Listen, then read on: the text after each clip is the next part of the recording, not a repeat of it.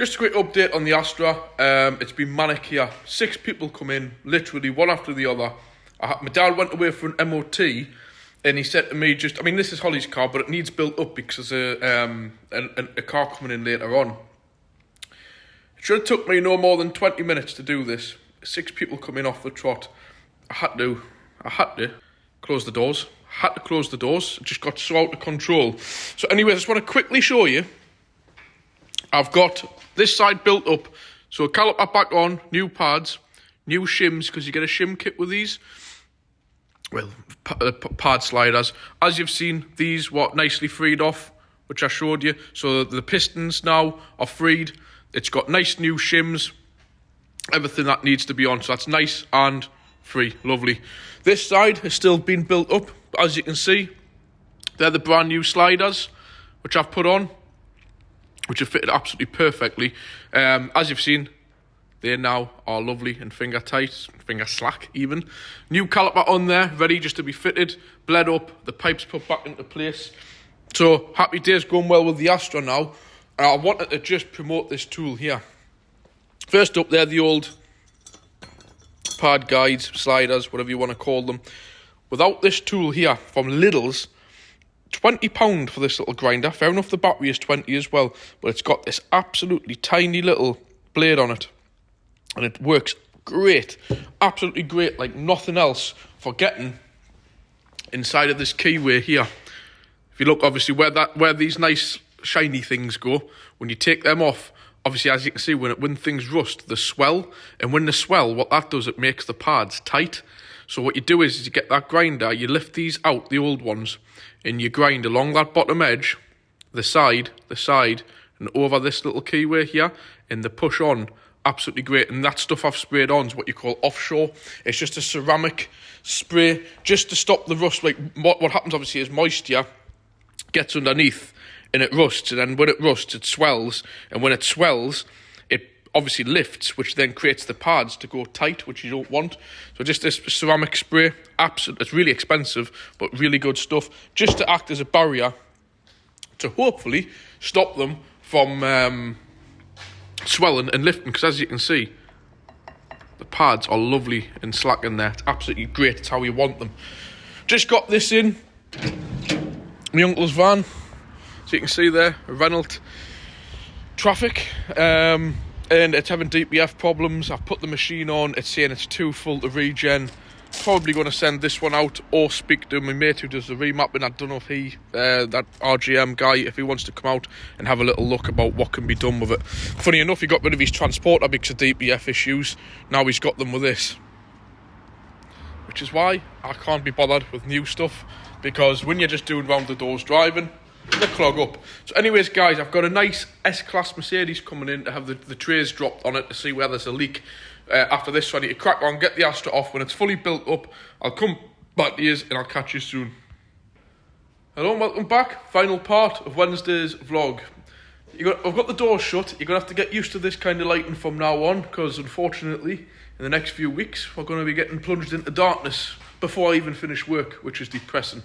So I'm hoping these fluorescent lights come up okay. They seem to look alright on the phone. So unfortunately, doors down and these lights on are going to have to be something of, the winter. That's just how it works in here. So I just want to show you the Astra, a few developments with this, as I sort of suspected. Obviously, it's all built up now and bled up on this side. New caliper, new pads, new discs, like I showed you, with a new grinder from Lidl. Fantastic thing. New slides, the pistons, everything's all freed off. Lovely. I've been around with the grease, like I showed you, nothing flash. Just on a few little bits, bottoms of the shockers, around the turrets here where I know these things rust along the chassis, where the spring sits on them. Very much the same on the front end. Now I'll just show you underneath. The same out that I've done underneath. Around the subframe. These diesels, in fact any of these Astras, without the engine covers on, the subframes last forever. If you have got an under tray on one of these, which are very rare on the Mark 5s, take them off, because they just rot the subframes out. It was mainly the Mark 4s like that suffered the issue. So if you own a Mark 4 Astra, rip the under tray off, but be prepared that it'll never pass an MOT again, because you'll find a big hole in the subframe. And no, you can't remove trays for the MOT, so that's why most MOT testers advise under trays fitted. So don't moan on at your MOT testers, because it's there for a reason. So yeah, underneath you can just see I've just done a few little bits along the pipes, along the bottom of the sills, wishbone arms on it, and all the rest of it. Just put a bit of protection on, just to keep it right for the winter. It's due its MOT and service in December, January time, and I've checked it over for Holly, bar this one tyre, a little bit on the edge, but that's her fault, because it was low on pressure, and it's not the tyre, it's the rims, so I'm going to have to take it to Stake 4 tyres at some point and get a few of the rims. The tyres took off the rims, ground down, repainted on the inside, obviously on the bead, to stop them from leaking. It's mainly that one and one of the back ones. So yeah, just on of what the problem's been. When I knew this caliper was at fault 100%, so we did it. This side, the old caliper, I've just put it away. When we tried to wind it back, I wasn't too happy with it to start with, because it took quite a bit of pushing back. And then once we got it all fitted, this is the old one, these just get really tight when you push them back in, the C's. So we'll pump the brake didn't feel right. I knew it didn't. I said to my dad, these Astras and Safieras, Astra Mark 5s, Safiera Bs, are a nightmare for these back brakes. And sure enough, when we tried the handbrake, the right-hand side, offside, was working perfectly, and this one was trailing. It was hardly working. The piston was sticking. So unfortunately, I've had to give the bad news to Holly. She needs 2 calipers. So it's got 2 new rear calipers, which I've just had. That's why it's nearly 5 o'clock and we're still on. So we're fitting that one at that side now. We need to bleed it, and that's that one done. So nice new shiny caliper, disc, pads. So basically the whole back end of the brakes on this car are sorted. Front ones are never much bother on these. So there we go, just thought I'd show you. One last thing I'm just going to show you. Talk about road tax here. £30 a year road tax car come in, and look at that. That's not oil, that's shit out the exhaust. It was running a bit funny. I just give it a couple of revs, and there you go. That has absolutely covered it. No idea why people want their cars to sound like an owl like that. Can anybody tell me why people cut exhausts off diesel cars to make them sound like a cuckoo? Sounds shit. And they pay money to have that exhaust cut off. There we go. Don't understand that one either. So there we go. Job done. There's your £30 tax cars. That's why I get annoyed. I rev this. This hasn't got a DPF. If I rev the hell out of this one, nothing comes out the exhausts. But yet it's nearly £300 tax. So it just goes to show you another government scandal. All these cars running around free £20 and £30 tax, and they're kicking out more crap than cars that are paying, well, £300, £700 tax. You know, I know my Jeep and my ML, they are as clean as you can get. They could actually pass an emissions test for the MOT without even revving them if you wanted to. That's how clean they run. Yet, you know, that's the way the government make it, because they make money out of it, don't they? So that's that. Astra done. Hopefully that'll bleed up nice, and Holly will have a handbrake again, and probably a hell of a lot better service brake, foot brake. It's been pending for a while now, and obviously nice new discs and pads on the back. Job done. So I'll catch you tomorrow on Thursday's vlog. Hello guys and welcome. This is actually Wednesday night, but forget that, this is Thursday morning, because I need to record this now, because by the time in the morning this will be off the lift and there'll be something else in. I'll show you around the general vehicle off the lift, but I'm just going to show you this brief bit under the lift, unfortunately in this lighting. So what is it? I class them as a Citroen Berlingo, but it's like a Peugeot Partner, exactly the same van, just same company, same everything, just under one brand. So this is what you call the long wheelbase, and the only way you know is this little piece on the back here. Sorry, I had to stop the turn alarm off there. The only way you know these are a long wheelbase is this lump that's just been stuck on the back. It's just a bit weird how Citroen and Peugeot do things. They do look odd, these long wheelbase ones. Obviously, they've got the longer chassis slightly, but the main bit is this will basically just like a dome stuck on the back. So it gives you an extra foot or so, you know, just talking small vehicles.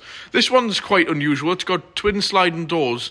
You don't see many Partners and Berlingos with the sliding doors, and it is slightly higher than some of them. So it's actually quite a decent vehicle to have. to be honest with you. It's not on the massive side.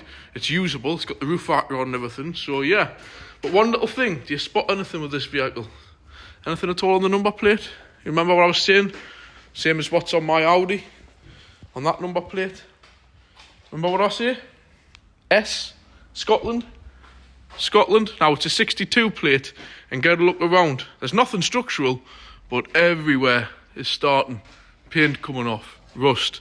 You go along here. All around these back arches, you've got rust starting. You've got it on there, paint coming off, rust. I'm sure I've seen some around the back doors yet there. I know they've been chipped and marked from basically being a working vehicle, but the general rule, I think I'll probably be right. And when you get a bit look underneath, obviously this wax oil here, there's a lump of this. What I was showing you on my Audi, that like this stuff, it's like a stone chip, like plasticky stuff. Just grabbing the light, guys. Yeah, you see what I mean? That like thick kind of stuff. It's all structurally sound, but when you get a look under here, you know, so you can just see all that there is in correspondence to salt. You know, have a look along the back. Generally speaking, these areas seem to keep all right on them. It's further back when you get to here, like on everything else.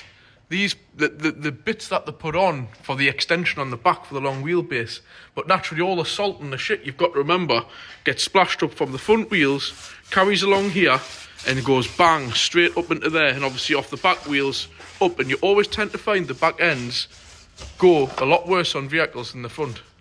But you see, none of it's structural, just doesn't look very nice. And again, with Citroën and Peugeot, they never put much protection on them anyways. But it's quite unusual, this one, how far that exhaust sits back.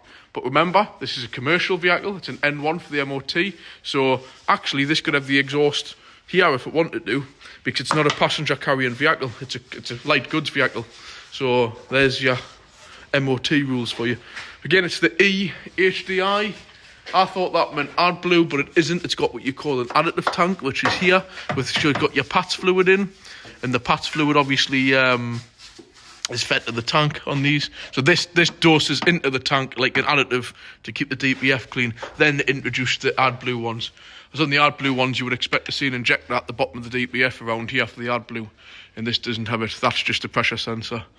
And there's your other one, your other pressure sensor. So no, this doesn't have AdBlue, so that's a good thing.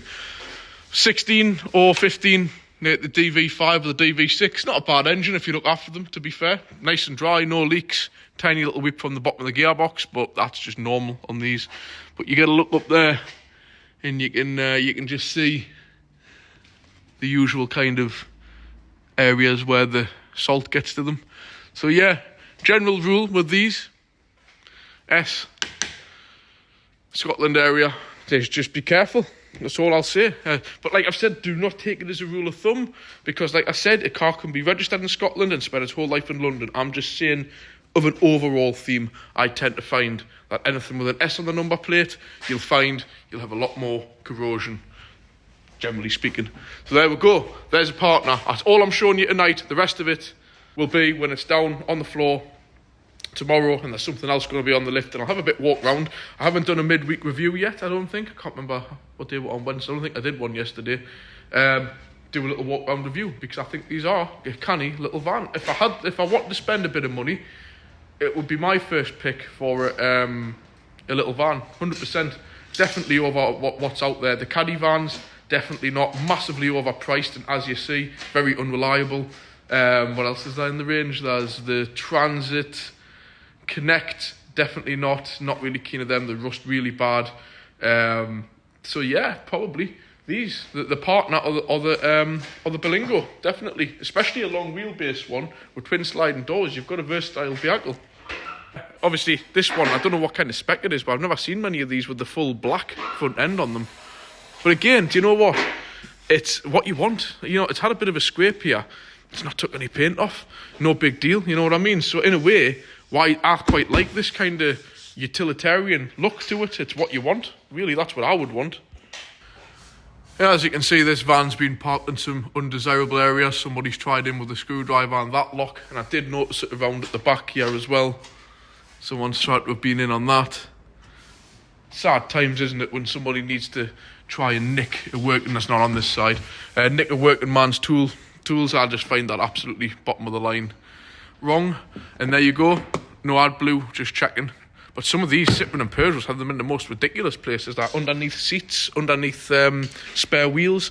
The only few faults I've spotted on this, really, for the MOT, this indicator's flashing a little bit white, so I might put a new orange bulb in there, and one of these number plate lights isn't working. But remember what I told you for MOT, if you've got two lights, only one needs to work, so it'll be just an advisory, or what they call nowadays a minor, which is a load of crap. So if it had one in the centre and it was off, fail. It's got two, as long as one's working, pass and advise. But why put yourself in that position just to have a question asked to you by a customer like, oh, did you not pick up this or whatever? It's legit, but if it takes just 2 minutes to get in there, we'll bang a bulb in and both of them are working. And as you can see, a bit more evidence there of rust. So I must say, I've not really, on a 62 plate, I don't really tend to see these things rust very bad. That's one thing I would actually say to you is buy a Citroen and Peugeot vehicle because they don't rust very much. But like I've said, if this has spent its time up in the Highlands of Scotland somewhere, they get salt on the roads a lot more than we do here. And there you go inside. But we'll not get really too into that because I want to show you that in the daylight when it's off the lift. So there we go. We'll call this Thursday's vlog, but I'll be back tomorrow morning saying welcome to Thursday's vlog. Catch you soon, guys. Hello and welcome back to Thursday's vlog. Like I said, class this is Thursday's vlog because that van last night was part of today's vlog. So I'm just going to quickly go around this first and just show you what I was on about the Berlingo and with it being the long wheelbase. To be quite honest, if one of these things come up cheap, I would be tempted, to be quite honest. They're good. For a reason I'll show you in the front. So, first up, that was the number plate light off. I've sorted that. Just keeping it right, like I told you. So you only need one working out of two for the MOT. But why push your luck? At the end of the day, vans are getting stopped a lot at the minute. Just have them working. It's just one thing for the coppers to pester you with. So we've changed both. Actually, we've had to remove the inner liner, which looks like it's been held together by God knows what, and we'll just replace both of them. While I'm in the back anyways, it's a bit of a weird back door setup. I would say it's more like sort of, like a 70-30, maybe it's even like 60-40 split on them. They're it's quite a good idea actually, because you can open one door and you can get the majority of your stuff in and out, and then obviously you've got your secondary door, which you open. And to be honest, for a small van, they're absolutely great. What more could you want? They're quite high. This one's got a decent roof rack on as well. It's got a nice flat floor with it being front wheel drive. You couldn't really ask for any more. Put a bulkhead on the back. Obviously the doors absolutely spot on. So yeah, but like I said with this one, remember, it looks weird from the side angle. Just that big dome put on. just stuck. You can actually see it's just bonded. It's just bonded on all the way across the roof and that. That's the only bit they'll class as the long wheelbase and you get that little bit extra. But that is actually worth it when you consider having a working vehicle. It makes it into a decent usable size. And again, you've got your side loading doors. Dual ones. This is quite unusual having a dual side. You normally don't get the right hand side. So this has got 4 doors actually into the back. Your 2 back doors and your 2 side sliding doors. And by the way, for an MOT, you need to be able to open these to check the inner sills. If they don't open, it gets into a bit of a grey area. So yeah, so that's that. Bit of a stupid thing, you've got a bulkhead for security reasons. Obviously stuff coming forward into you, but if anybody does get you still could work your way through to pick something out. So it's only there to stop your load and injuring the driver. Into the interior, not bad at all. And this is what I love about these guys. Why all these other vans aren't like this, 3 seats. I've got no idea why they make a lot of these vans only a 2-seater. There's a space there, don't get us wrong. You're not going to want to be travelling miles. But to get a child, like for me with the 2 kids, it is perfect. Just picking them up from school and stuff. Proper 3-point seatbelt.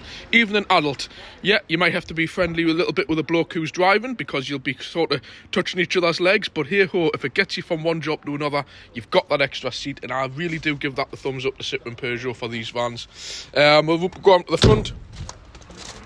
I think this will be either the 15 or the 16 DV4, DV5, DV6. They're pretty much the same engines, just redevelopments. And like I've already mentioned here, I like this grey. The black plastics, it's perfect for the scuffs and the marks that they pick up when they're working. Jump inside, and actually this van hasn't got very many miles on. I think it's only got 90 something, but I want to just run through. I thought this was going to be a real Billy Basic, but it isn't. We'll just switch it on. I think it's only got 90 something on. See if we can get that to scroll through. Usually press the button on the end of the... There we go. Yeah, 98,000. That's not bad at all for one of these. You don't get aircon, unfortunately, but what you do get is electric windows. You can operate the back locking doors separate to the front. And it's got factory fitted parking sensors in some kind of an eco mode. Maybe that stop-start of some kind. The only thing it hasn't got, like I say, is the aircon, which isn't a big deal. I think, yeah, you've even got electric heated mirrors. Do you have... No, they're not heated because there's no heated button there. But they're still electric, so they're electric. Obviously, if you get the enterprise spec of these, you'll get, obviously, colour-coded bumpers.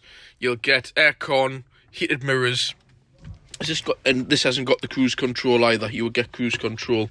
So it's an alright spec, I would say. Not bottom spec, mid-spec. But yeah, nice enough little van. And I will say, I do give these things the thumbs up, so I'm not going to criticise it, the fact that it's sitting on a Peugeot, because they're a very good, solid little van, if you look after them though. Those DV6 engines, you have to look after them. The oil change, especially every 8,000 mile if you can afford it, 100%. So, that's that. Check. I just thought I would give that the little once-up run around of it, walk around of it. Really does, and I would love to get my hands on something like this, because obviously, as you can see, 2 wheel trims on. I hate aftermarket wheel trims. People absolutely hate them. Look awful. To be honest, you should probably disagree, but the side without the wheel trims on, I actually think the van looks better. Obviously the wheels cleaned up a little bit, but yeah, for me it's either no wheel trims or factory dealer wheel trims, like, you know, like proper Peugeot ones. Can't stand these aftermarket things. Anyways, we've got the S-Class on the lift. Now I want to go through what's the similarity between these 3 vehicles. All 3 of them.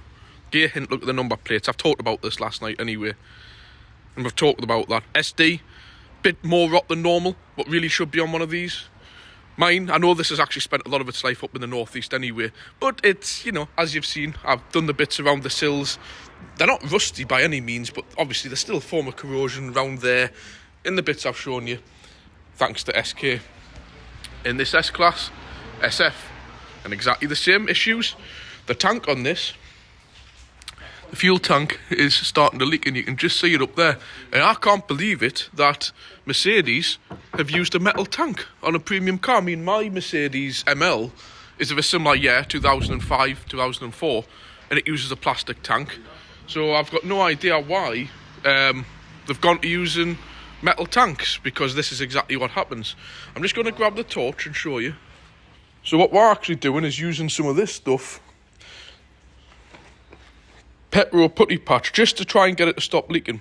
Now you may say, Dan, why we're not just replacing the tank? Well, rang up Mercedes and have a guess how much a tank is. A tank that they can't get either. A tank that they want you to pay for, which I did with a light on an A-Class. They want you to pay for these things in full before they put the order through, but they can't give it time. They said it's out of stock everywhere in the world, not even just Germany, the main hub. So you have to pay, have a guess, £3,000 plus the VAT. That's £3,600. So they want £3,600 off you to not have it. For you to just sit and wait like a dummy for months, waiting for it to come. Which we did. We waited 3 months for a light for an A-Class that actually I had to chase them. So, as you can imagine, that's not the guy loves the car, but he ain't paying that, and I don't blame him. But there's a company in Hartlepool who do tank sealing, like they fill the inside of it with like a resin. So obviously you've got to remove the tank off, and the My mind's gone blank, I can't think of the name. It's like tank restoration. It's basically, they do the same with radiators. They inject a resin inside of the tank, which creates like another skin to it, which stops it from leaking. And to be honest, we couldn't care less what they charge, because it's going to be less than that tank. But the main problem is, to remove the tank on this, you've got to remove the exhausts, you've got to probably remove the diff maybe, you've got to remove everything off, so it's a big job, which we couldn't do here and other garages wouldn't want to do, because you're going to be left for weeks with this car stuck on a lift when you've got to post the tank away and bring it back. So I've rang the company in Hartlepool, that's not too far, reasonably too far away from here, and to see if they've got it, because we deal with a gearbox company, and what they do is they have a garage near them who remove the gearboxes, then they recondition them locally, then bring them back. So we're hoping we can find a garage, and I've spoke to the guy who owns it. I think it's called Hartlepool Radiators Repairs, but they do tanks as well. A good recommendation. The guy I spoke to was really good, helpful, and he knows contacts down there, so he's going to get back to us with a price for them to do the tank and a price with the garage who he deals with locally to remove the tank, which I'll obviously give you an update on that when I get time, basically. I'll let you know how it goes. But up to now, we're just busy putting the patch onto the bit that's the easier bit to get to, but there's the harder, the main leaks at this side, which I'll show you when they finish doing that. I'll kind of show you what's gone on with it.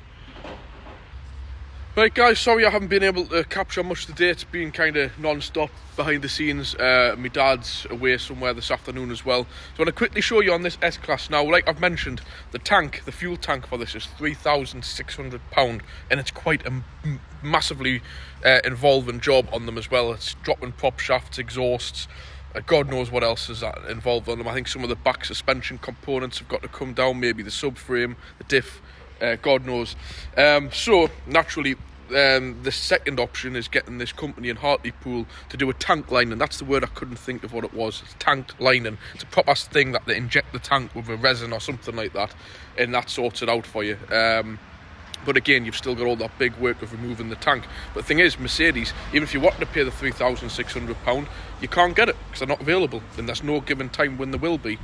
So the only third option we've got to get by for now is to do a repair, a bodge job basically, and I'll just show you. Done.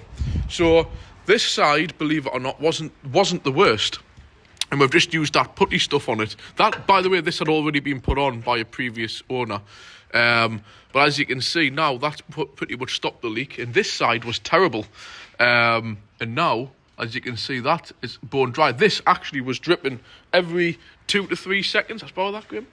Every 2 to 3 seconds, this side was dripping. And if you ever look in there now, that is completely bone dry. So, can't really ask for much better. But as you can see, to get the tank down, there's a lot of work involved. Prop shafts and everything. Especially that, Graham, if you wanted. Or... Yeah. So, yeah, so... that's that really. I've been on, it's just using this stuff here. It's quite, you know, we've been using the heat gun and stuff like that. It's not normally the way to do things, but in this situation, until we get some answers back from the tank lining company, for now this will have to do. I mean, you can't drive around with leaking diesel, but luckily, as a repair goes, it's stopped leaking, so it's done the job. Simple as that. Excuse me, I've just had my dinner. So yeah, that's that done. But just remember, you see, I don't want to talk too bad of these cars from Scotland, but again, that's another S on the reg, and you've seen the level of corrosion there around the tank. Why they're using steel tanks on a premium car, I do not know. But there we go. Happy days. That's that done. We've cleared out the drains on it underneath, which the bulkheads fill with water like the Rover 75s do. That's been all cleared off and the water's drained out. So that's it for today, guys. I'm going to try and keep today relatively short, so I'm hoping, I doubt it, I can just get a one-part series done, because if you remember, I'm away on Sunday, so on Saturday I want to try and get everything packed up and away for the safari, so I don't want to try to be having to upload videos while I'm away.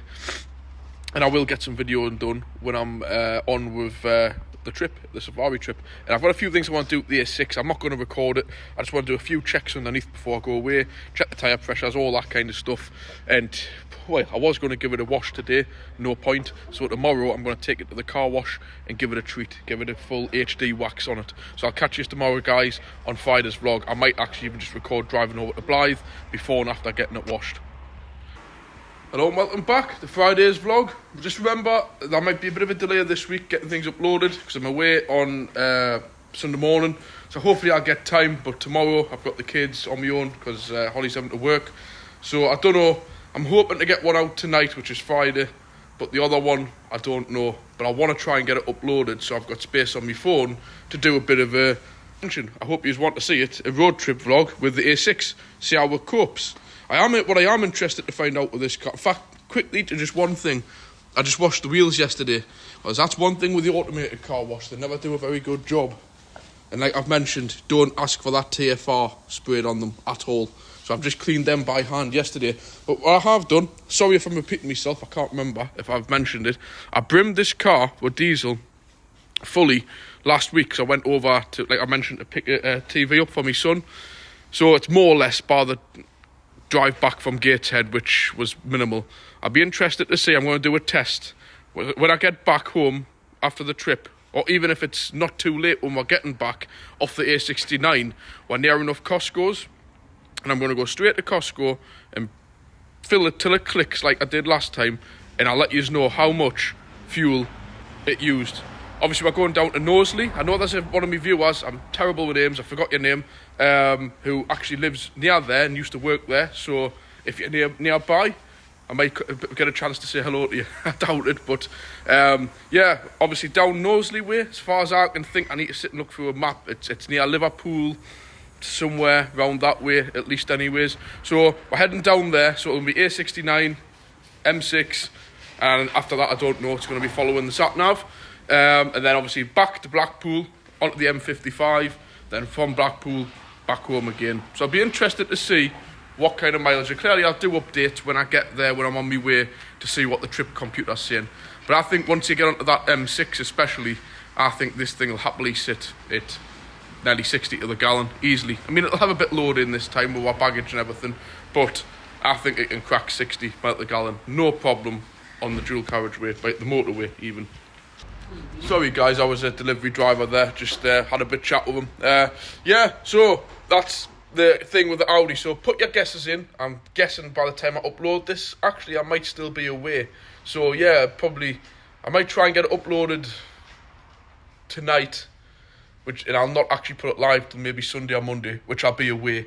So have a guess, how much do you think it'll take for that car to get, obviously from here down to Knowsley to Blackpool, back from Blackpool home. And it'll not even be home, it'll be directly back to Costco's if it's open when I get back, to fill the car up. I haven't even got an idea myself, because the price of fuel has gone rapidly up. If you've all noticed, in the last week it's gone up. Like it was way down to 175, I think 74 in Costco's, and it's whacked back up, and not in Costco's but in Ashton I've seen it for 199, nearly at 200 again. So I don't know what's going on. I don't really watch the news, but hey ho. I just want to show you this Scirocco, lovely colour. Bring the camera around. This is in for service and MOT, and it's actually for sale. If anybody's interested in it, let us know. Not mine, somebody else's. We're using the genuine quantum oil. This stuff's like the green oil. I'll try and show you in here. Let's see if I can just get that to pull up a bit. You probably won't be able to see. Nah, you won't. But it's green, believe it or not. Green oil. But these engines in these are not the best at times for burning oil. But this, I've found, they run a lot better with this. It's a new modified oil that they've done, 020. It's the full top spec 509. It does kind of somehow help, even though it's thinner oil. It somehow helps with the burning of the oil. Obviously the proper man filter, these are a funny oil filter on these. You've got to make sure you use the genuine stuff. Use the man one, because that was generally speaking what they had when they were new, but they take this kind of idea and they go on upside down. They're a really good idea, because when you slacken them off just a little bit, they're upside down like that. They sit actually on the top of the engine, and they drain straight down into the drainer. and then you put the new one on, so you don't actually end off making any mess whatsoever. That's good. I think last year, the year before, this had the NGK triple platinum, whatever they call it, spark plugs. It's the high performance one. They were done. So this year, oil filter, and I'm actually just going to inspect the air filter for her and see if it's okay. If it needs changed, we'll change it. If not, I'll send it back. But I'll show you this one better on the ground. Basically, all these are is a Golf with a nice body kit on them. This is the R line. Again, don't focus too much on that. I'll show you on a separate video when it's down. So this, I think, is about 210 brake horsepower one. But again, direct injection petrol. Like I keep telling you, look at the state of that. Absolutely black, the exhausts. Like I've said, let's not just remember, don't try to listen too much to the rubbish the government are saying about buying electric cars, go petrol, go clean. Yeah, I'm not denying it, like this Audi with a cat on. The particles that this thing pushes out will be extreme. But these petrols are not. They're not as clean as you think. I want to show you these arms on the back. Anything Volkswagen, Audi, the VAG group, Volkswagen, Audi, Skoda, Seat, pretty much across the whole range upwards from a Polo, these arms do rot. This has only got 30,000 mile on, I think, this car. And we coat these every year, and you can see they're perfectly fine, but they do rust. So you could imagine if they weren't coated, you'd be in kind of big bother. So I want to show you these as well. This has got what you call active suspension. We've even coated them, but we're not this year because they look like they're leaking for a potential buyer. But you can see the rot on them. They're kicking, and they're very expensive because what it is, they're basically an oil-filled shocker with little bits of iron filings in, and that is just a magnet. And what it does is you can change it between comfort, sport, and normal. And, you know, you can imagine the cost of them. The springs are specialist on it, with it being the R-line. Which is like the sport version basically, and the front are the same. I'll see if I can just locate them.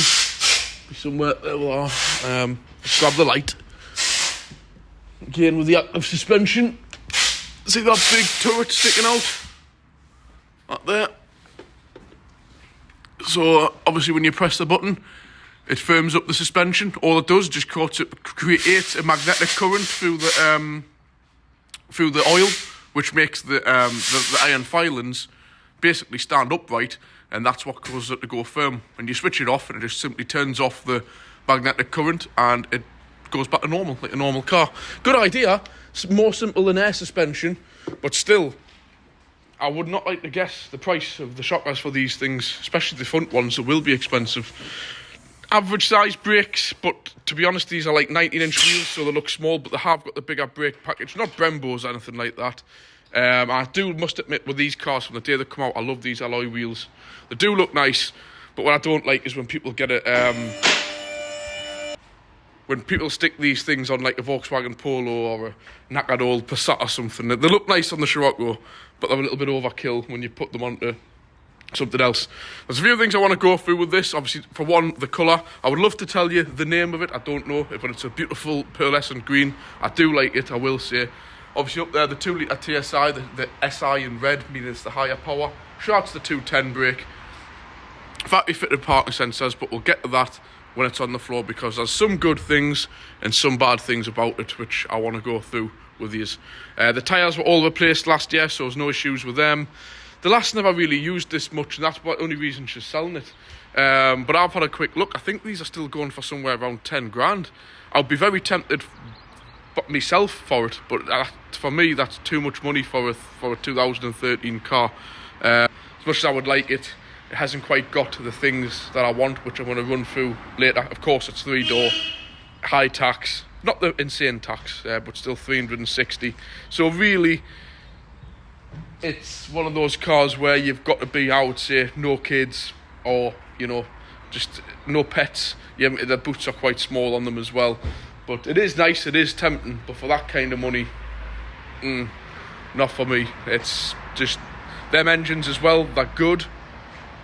Like this one, it's been looked after, but I've just got a funny thing in my head about them. They're probably perfectly fine for anybody else, but I've seen too many of them fail in the early days, saying, actually about this time, 2013, Skoda Fabia VRS and a Seat Leon, wasn't the Cupra, the FR, had exactly the same engine that in. Two of our good customers had engine failures with them. I mean, I think obviously with this one only having 30,000 on, it'll be fine.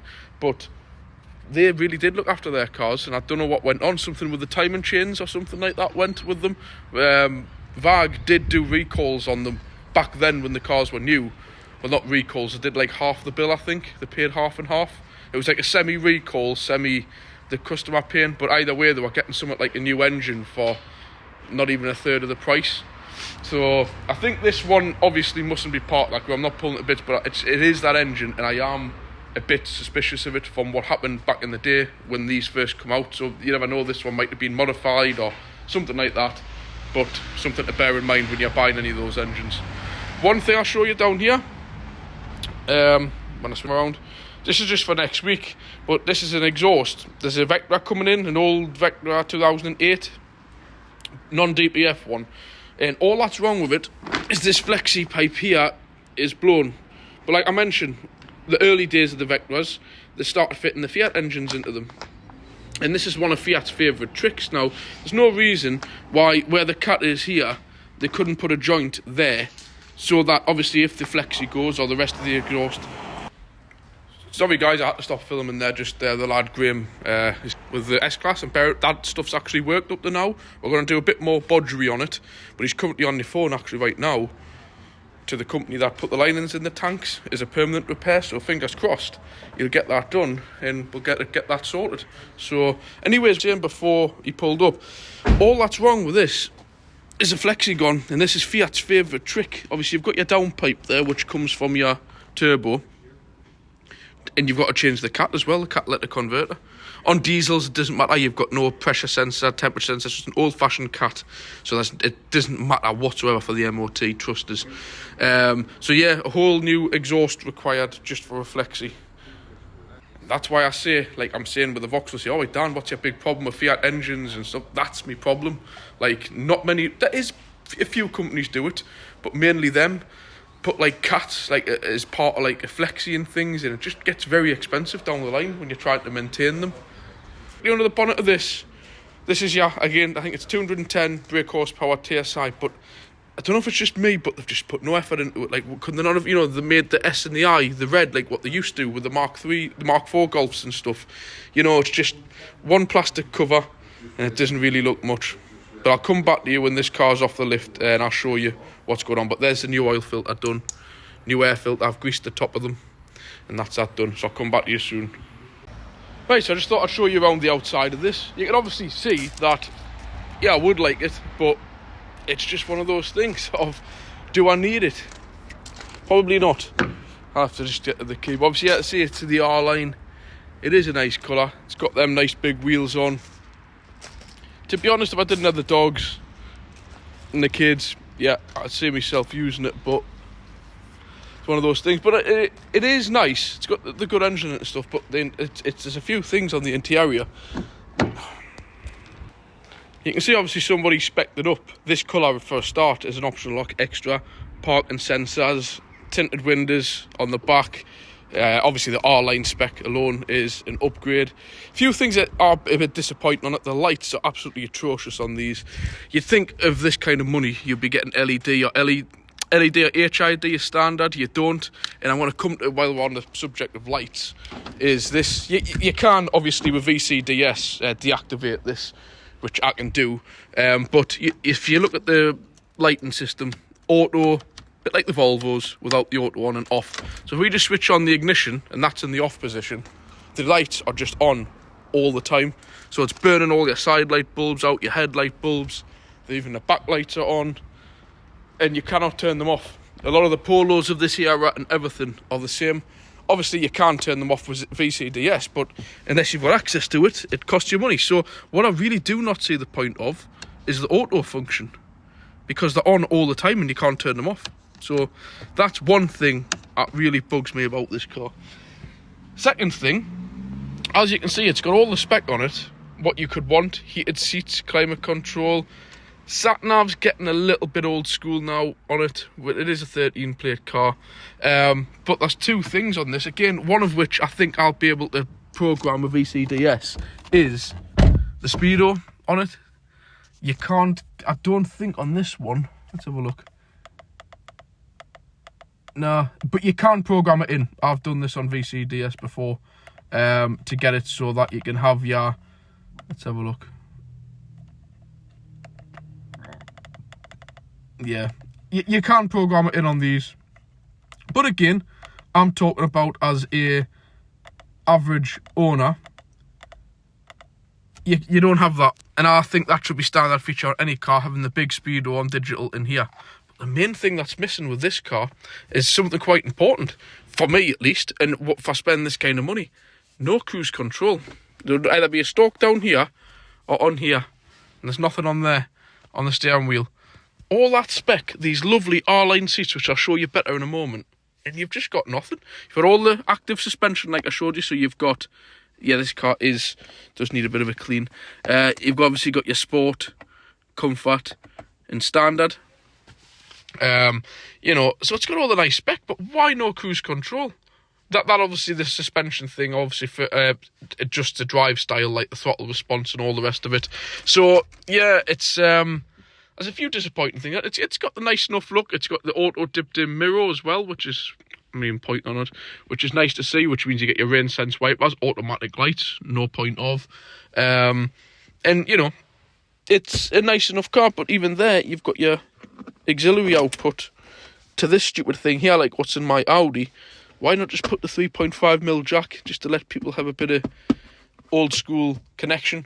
So, yeah, but that's not the best. That I'll switch it on. I don't know if it's going to put the radio on blasting or whatever. What do you press again? Nav. Just turn that down. So yeah, it is like sort of a bit very rudimentary, this, like old school. I don't even know how do you get map. It's a touch screen, but yeah, it's alright. It's alright. But really, it's getting a bit dated. But again, you can get these things on these, which you can put newer stuff in. But annoying thing here, I was sitting with the ignition on, lights off, but no, the lights are burning away. So you've got to watch. If you leave the ignition on a little bit too long, you will flatten the battery on it. I mean, with a good clean-up, it's a good car, this. Again, we've got the pillarless doors. Like I've said to you, you can't go wrong with a pillarless door. Like the Subaru. You've got, again, for this kind of money, no folding mirrors. But I will say on that spec, that Audi, that's top spec S-Line, and that hasn't got electric folding mirrors, which really you get that on a Ford Fiesta these days. Yeah, but, you know, full R-Line, I do like that in the headrests, the heated leather seats. Just a few daft options, which I thought should have been a standard on this, and then back seats are really nice. But, you know, what do? You know, in fact, saying that the cruise control...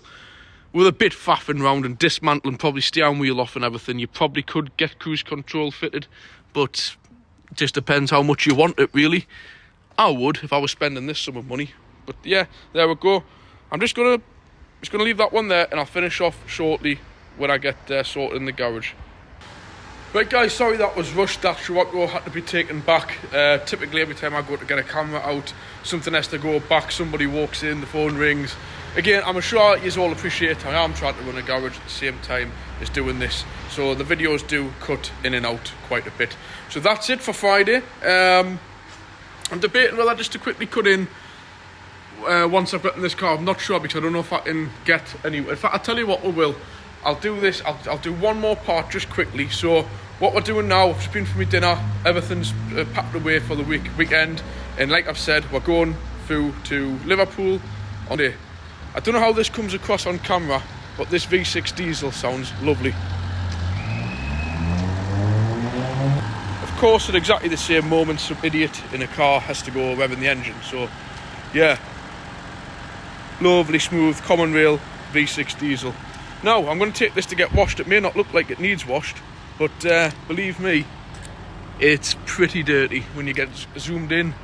And I want it looking presentable for going away. I have cleaned the wheels like I've said. I've just polished up the exhaust tips before with some metal polish. I'm going to take it quickly to the car wash. What we'll do is have a look at it now. Once it's been washed, let us know what you think. Don't know how it'll show up on camera, but I'll find somewhere on my way home to do an update. So there's a bit of a before and after. So I'll catch you once I've had the car washed. I'll get the end but done, get it uploaded, and hopefully you guys, I'll get the 2 parts uploaded before the end of the weekend when I go away. So I'll catch you soon. Right guys, just a quick one to finish off this week's vlog. It's been a nightmare trying to find somewhere just to park. Everywhere I've pulled over, down every single little side alley, back street I can find, just to get some peace. There's been somebody coming, going. I just turned around down one track and some guy's giving it, "Oh, this is private land." I said, "Mate," I'm just turning around and going out. I'm not parking. But anyways, we're here. It's some kind of farm entrance within the industrial estate. I had a really nice setting at one of them, but I had to move on. But here we go. We've had it washed. I downloaded the, is it IMO, ARC car wash app, and I got £2 knocked off. So it was about, I think, £8.50 for a full HD wax. But I did say, don't put the what is it, traffic film remover on. But nasty stuff, that, don't use it. So, here we go. I think it looks spot on. It's not going to be perfect because the car is far from perfect. I mean, there's these little bits down here already with mud. I thought that was a mark, but it isn't. It's just off all the general dirt on it. But yeah, it's good enough. But I've just seen the weather forecast. It's going to be pouring of rain all day on Sunday, pretty much from where I live right across to the other side of the west coast. So the car's going to be up the eyes by the time we even start off anyway. But why not treat it to a bit of a wash before going? Apart from that, it's looking nice. Certainly won't be by the time we get back. And after 2 nights at Blackpool, parked up near the sea. So there we go. Just thought I'd finish that one off. That's pretty much it, guys. I hope you enjoyed it. Sorry it's been a little bit hit-y-miss all week. It's just been a busy one behind the scenes. Like I keep reminding people, there's a few people saying they would like to see in-depth work and project. Yes, I would like to do that. But the garage is my #1 priority, of course. If I started getting paid more via YouTube or some kind of sponsors, but I'm not going to go down that route because I can't be bothered, to be quite honest. Yeah, but maybe over the winter we'll see.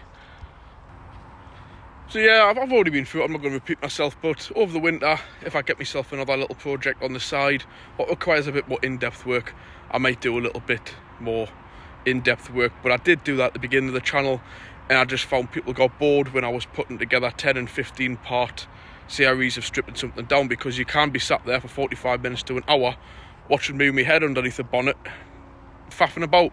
I don't really think that's much fun. I think a lot of people just prefer what you see, day-to-day life in the garage, quick snapshot, in and out, this is done, that's done, and when I get time I can show you the odd bit. But again, I just use my phone, and I've got a little tripod, which I don't know what I've done with it actually. I'm going to hunt that one out tonight, because that might come in handy to put on the dashboard for filming going around the safari park. Note to self, which I'll probably forget. So please guys, if you've enjoyed it, hit the like, leave a comment if you've got anything to say, and please, if you haven't already done so, hit subscribe. If you take a look on there, I'm only a stone's throw away from 2,000 subscribers now, which isn't everything. It's my views. The views are very high on my channel. It's just finding people to hit that subscribe button. So if you haven't done it, please do. And I'll catch you. It'll be on Wednesday's vlog, remember, so it'll be a short one next week. Doesn't mean there's not plenty of work in. So yeah, and I'll try and get something put together of going away for this safari/Blackpool trip. Catch you soon, guys. Bye.